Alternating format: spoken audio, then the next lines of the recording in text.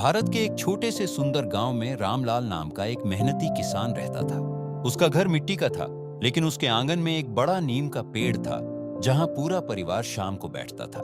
रामलाल की पत्नी गीता बहुत समझदार और मेहनती थी। उनके दो बच्चे थे, सोनू और छोटी पिंकी। परिवार अमीर नहीं था, लेकिन उनके घर में प्यार और सुकून बहुत था।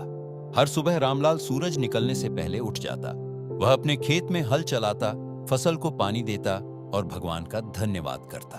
एक दिन गांव में शहर से एक अमीर व्यापारी आया। उसने गांव वालों से कहा कि वह यहाँ एक बड़ा कारखाना बनाना चाहता है और वह सबकी जमीन खरीदना चाहता है। जब व्यापारी रामलाल के पास आया तो उसने कहा, रामलाल, अगर तुम अपनी जमीन मुझे बेच दो तो मैं तुम्हें बहुत पैसे दूंगा। तुम शहर में बड़ा घर खरीद सकते हो और आराम की जिंदगी जी सकते हो। रामलाल सोच में पड़ गया। इतने पैसे उसने कभी देखे भी नहीं थे। शाम को जब वह घर आया तो उसने यह बात अपने परिवार को बताई।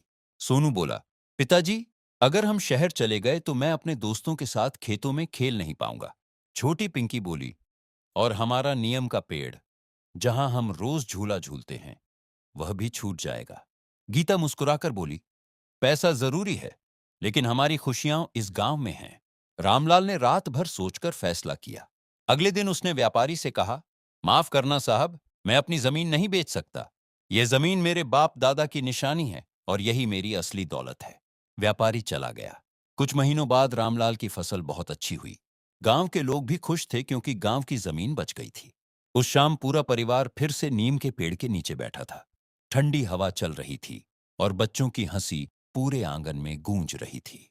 रामलाल ने आसमान की तरफ देखकर कहा, सच्ची दौलत पैसे में नहीं, अपने परिवार, अपनी मिट्टी और अपने गांव में होती है। सीख, जो लोग अपनी जड़ों को नहीं भूलते, वही असली खुशियां पाते हैं।